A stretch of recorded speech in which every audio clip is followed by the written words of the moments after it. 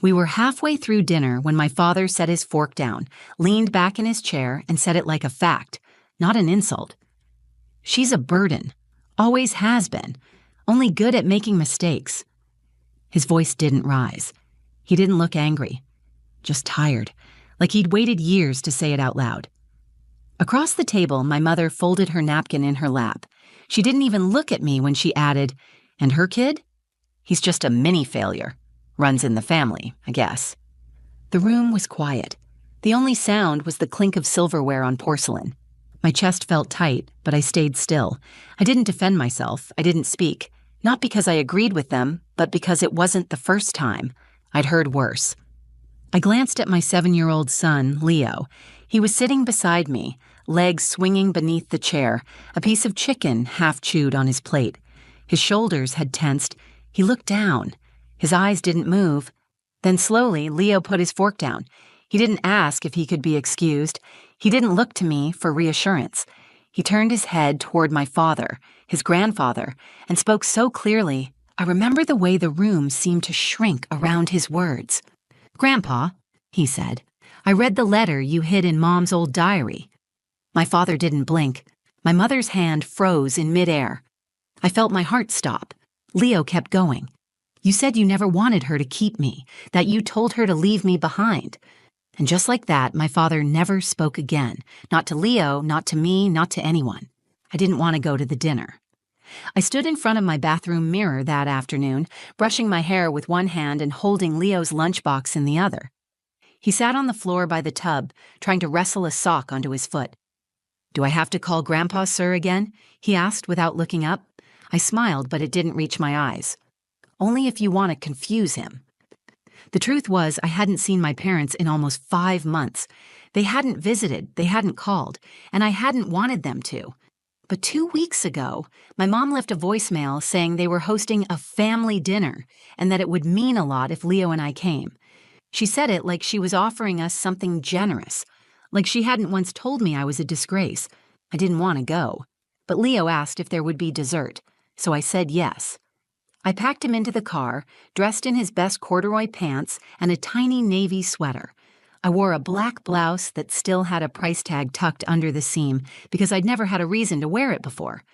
I told myself it was just dinner, one night, a few hours. I could survive anything for Leo. As I drove through our neighborhood, Leo looked out the window and started listing dinosaurs in alphabetical order. He was proud he'd memorized that from a book his teacher gave him. I half listened, nodding, answering his quiz questions while gripping the steering wheel tighter than I needed to. By the time we reached my parents' house, the same one I grew up in, I could feel that old, heavy ache settle into my chest. The front yard was manicured to perfection. The porch was swept clean. Every window glared with polished glass. Inside, nothing had changed. My father still kept his military plaques in a neat line above the fireplace. My mother's china cabinet still had its corners dusted weekly. The living room smelled like lemon polish and something sharp underneath, something colder. Walter and Meryl weren't bad people, not in the way you hear on the news. They never hit me. They never screamed. But they had a way of breaking things without raising their voices. They chipped away at me slowly, with disapproval served in teaspoons. When I got pregnant at 28, after a messy breakup with a man who didn't want the word dad attached to his name, my parents told me I was reckless, irresponsible, ungrateful. "You already disappoint us enough," my father said. My mother added, "You think this baby's going to fix you?" But Leo was never meant to fix me. He was the only thing that ever made sense. When I looked at him for the first time, I knew I didn't need their permission to feel proud of who I was. But being a single mom wasn't easy, and sometimes, even when I was holding it together, I still heard their voices in my head. We entered the dining room with the good plates. My father stood at the head of the table like a man preparing to give orders. His smile was thin. My mother hugged me with the stiffness of a polite neighbor. Leo climbed into his chair. I helped him tuck his napkin into his lap. He looked so small at that big table, surrounded by a family that had never made room for either of us. Dinner started off polite.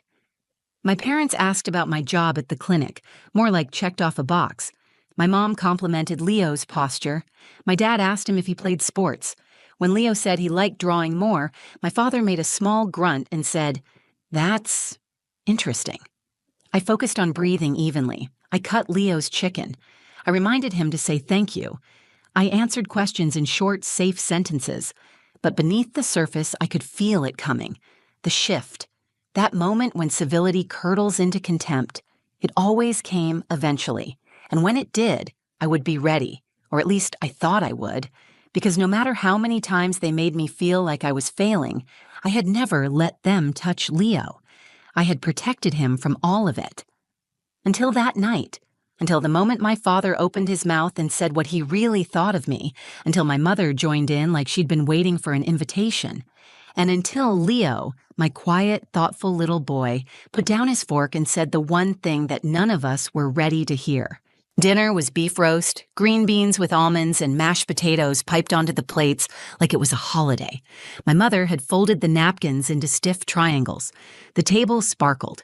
It was all for show. Walter sat at the head, carving the meat with slow precision. He passed the slices out like communion. When he spoke, he didn't look at me. He looked past me, through me. "So, still working that little job at the clinic?" I nodded. "Yes. I'm a patient coordinator now." He raised an eyebrow. "Meaning you answer phones in scrubs." Before I could reply, Meryl jumped in. Celine's always had a way with words, just not with direction. Leo pushed a bean across his plate. I reached under the table and squeezed his knee gently. He didn't look up. "I like my job," I said, keeping my tone even. "I help people every day." My father chuckled softly. "Right. Saving the world one clipboard at a time?" It had always been like this, their sarcasm dressed as conversation, a casual dismantling of anything I built for myself. At 15, they told me I was too dramatic. At 20, they told me I lacked drive. At 28, when I told them I was pregnant and keeping the baby, they said I had finally ruined my life for good. Now I could feel the old rhythm returning, the double-edged compliments, the long pauses where I was supposed to feel grateful for their judgment. Meryl turned to Leo. "Do you like school, sweetie?" Leo nodded. "I like art best." She tilted her head. "No sports?" "I like drawing superheroes," he said. Walter reached for his wine. "Figures. The artsy types are always the ones who can't handle real work." The words landed with a thud.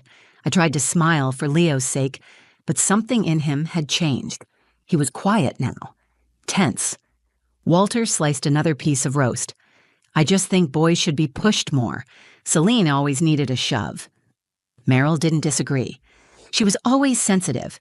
We hoped motherhood might toughen her up. There was no yelling, no shouting, just knives disguised as conversation. Then it happened. Walter set his fork down, wiped his mouth with a napkin, and looked straight at me for the first time that night. "She's a burden," he said, "always has been, only good at making mistakes." His voice was calm. His words were deliberate. He wasn't angry. He was certain. I stared at him, not blinking. I didn't say anything. My chest burned, but my hands stayed still in my lap. Meryl folded her napkin again like it was the most important thing in the room. "And her kid?" she said, not even glancing at Leo. "He's just a mini-failure. Runs in the family, I guess." I looked at Leo. His face didn't change. His eyes stayed on his plate, but his fork lowered. He placed it gently beside his dish and turned to my father. "Grandpa," he said, his voice steady, "I read the letter you hid in Mom's old diary." The room froze. Meryl's head turned. Walter blinked once, then didn't move. Leo looked directly at him. "You said you never wanted her to keep me, that she should have just left me behind." My stomach dropped. I didn't understand what he was saying. I had forgotten about the old diary, shoved in a box in the attic, untouched since before Leo was born. "What letter?" I asked, my voice barely above a whisper. Leo didn't look at me. His eyes stayed locked on his grandfather. "It was behind the back cover," he said. "You wrote that you told Mom she'd ruin her life if she had me, that you didn't want to be part of it. You said you hoped she'd disappear."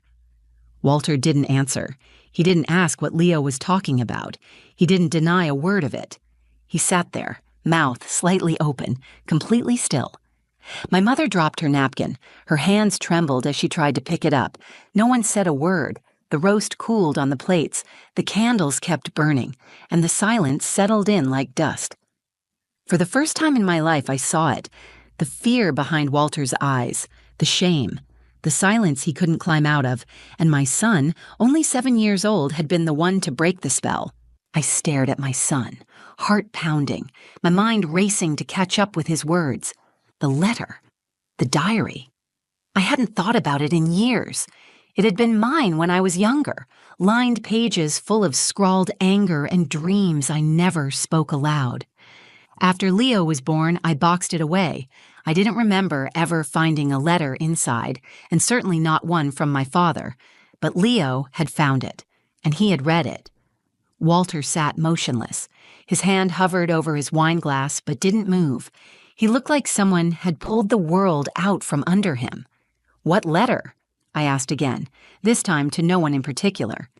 Leo turned toward me now, hesitant but clear. "Last week, I was looking for the flashlight in the attic. I found your diary in a box. It had your name on the front." I nodded slowly. "Okay?" There was an envelope stuck behind the back cover. It had Grandpa's name on it. I opened it. I thought it was old and maybe important. My mother leaned forward, her voice small and sharp.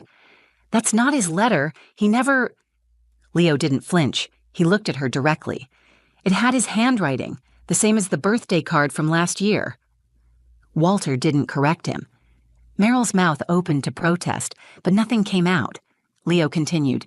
"It said he told you not to keep me, that he said you'd ruin your life, that he wanted you to leave me behind." My whole body went cold.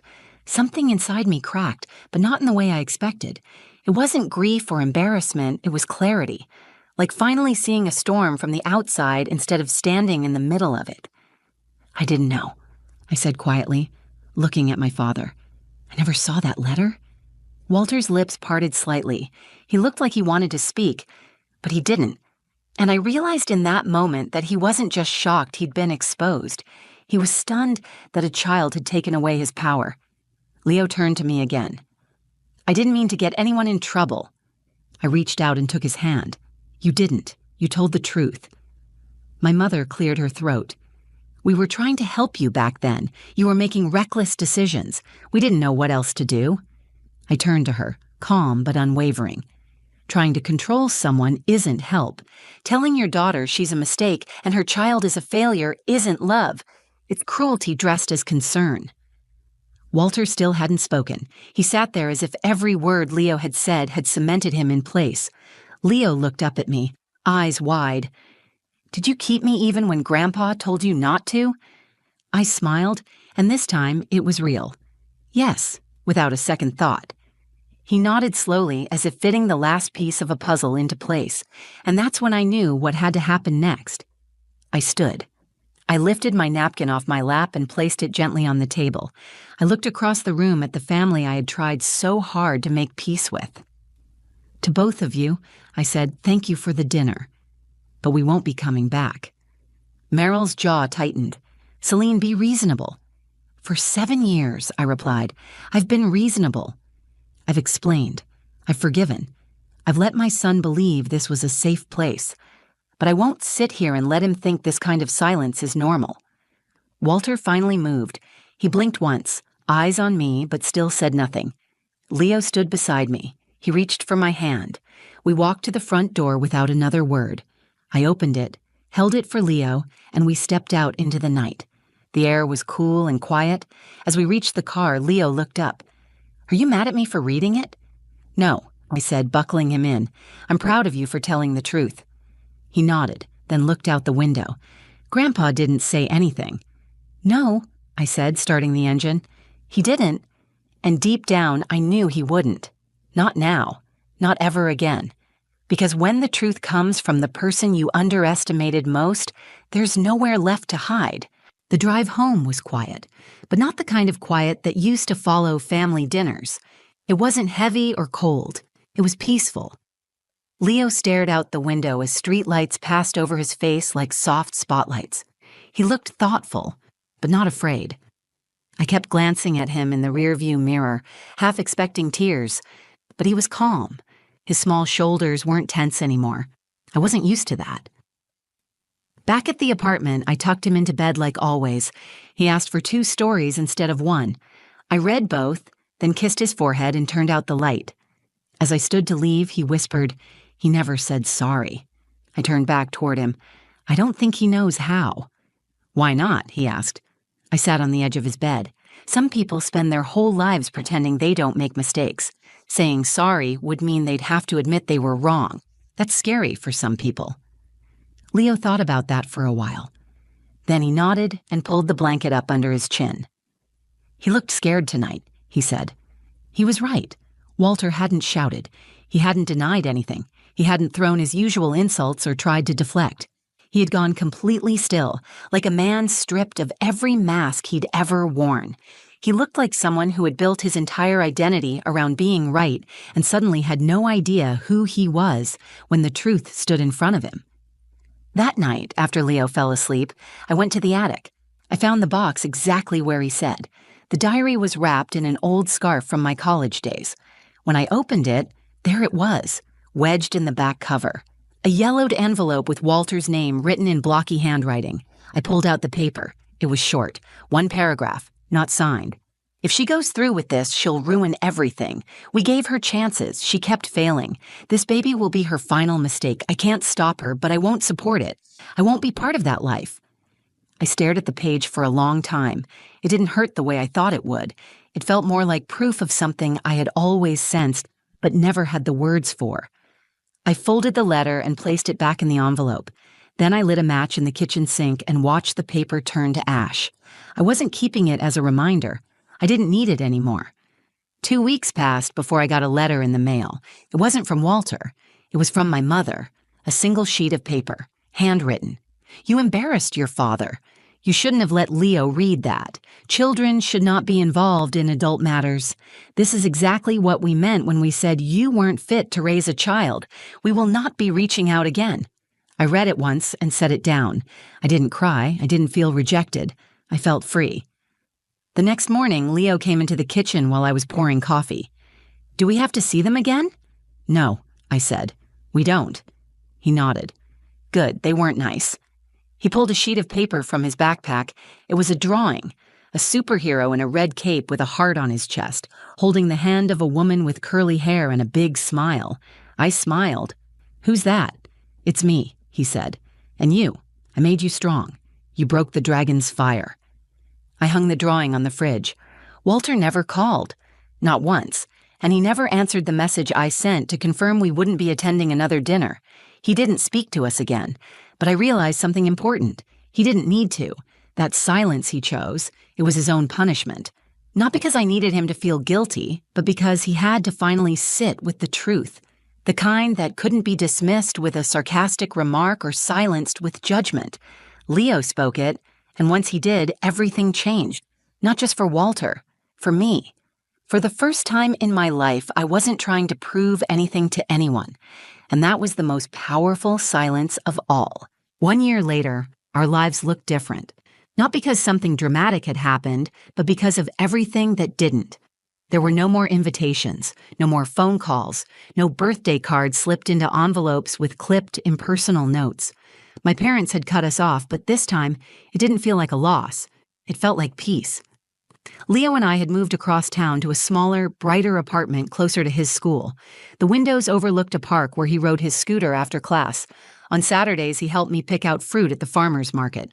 Our life was quiet but full. I'd started working full-time at the clinic. They promoted me after I helped coordinate a patient resource program that cut wait times in half. I never told my parents. I didn't need to. I stopped measuring my worth in things they would never see. Oh, one afternoon, I picked Leo up from school. His teacher, Miss Everett, stopped me outside the classroom. "I wanted to tell you," she said. "Leo wrote an essay about his hero. He picked you." I stood there, stunned. "Really?" She smiled. "He wrote that you're brave, and that sometimes being brave means saying nothing when people expect you to fight, that you taught him how to be kind and strong without becoming mean." I thanked her and walked Leo to the car. He hummed as we drove. "I didn't bring up the essay. I didn't need to. He had said it all in the way he leaned back in the seat with contentment, like home was wherever we were together. Later that evening, he sat at the kitchen table drawing again. This time, it was a comic strip. I looked over his shoulder. A small boy with a paper sword stood between his mom and a dragon. The dragon breathed fire made of words. Burden. Mistake. Failure. But the boy wasn't afraid. He held up a mirror and the dragon stopped breathing fire. Why a mirror? I asked. Leo shrugged. Because sometimes people say mean things to hide from themselves. But if they have to look at what they really said, they can't hide anymore. I leaned down and kissed the top of his head. He went back to drawing and I stood in the kitchen, staring at the little red heart he had drawn on the mom's shirt. That was when it truly landed. I had spent so many years trying to earn love from people who only understood control. I bent to fit their expectations. I shrank to stay in their orbit. I took their silence as a judgment instead of the gift it could become. But now I knew better. Walter's silence wasn't power. It was emptiness. He had nothing left to say, not because he had won, but because he finally saw the cost of the words he had chosen over decades. The man who once controlled every room with a glance had been undone by a child who simply spoke the truth. And that child, my son, was growing into someone who would never need to shout to be heard. Sometimes I wondered if Walter ever thought about what happened that night, if he remembered Leo's voice, if he regretted the letter or the silence that followed. I would never know. And that was the point. I no longer needed answers. I no longer waited for closure. I had created my own. The day after Leo's birthday, we planted a tree in the yard behind our building. It was his idea. Trees don't talk, he said, but they grow. As we packed the soil around the roots, I asked what kind of tree he wanted it to be. A truth tree, he said, so it always stands tall even when people say the wrong things. That evening, I looked at the tree from the kitchen window. It was small, barely taller than Leo, but sturdy. The wind moved its leaves, but it held firm. That's what we were now. Not loud, not flashy, but rooted in something real. The night Walter called me a burden, I had stayed quiet. Not because I was weak, but because I knew my worth didn't depend on his words. Leo showed me that the truth doesn't always need to roar. Sometimes it just needs to be said once, clearly in the presence of someone who needed to hear it. And when it is, everything changes. We don't speak to my father anymore. But that silence is finally mine. Some stories aren't about revenge or redemption. Some are about reclaiming the parts of ourselves that were never broken to begin with. I used to think silence meant weakness, that staying quiet made me small. But I understand now that silence, when chosen on your own terms, is a kind of strength. My father never spoke again, and I never needed him to. If this story resonated with you, if you've ever had to stand in the quiet and choose yourself anyway, like the video, share it with someone who needs to hear it. Leave a comment below. Your story matters too.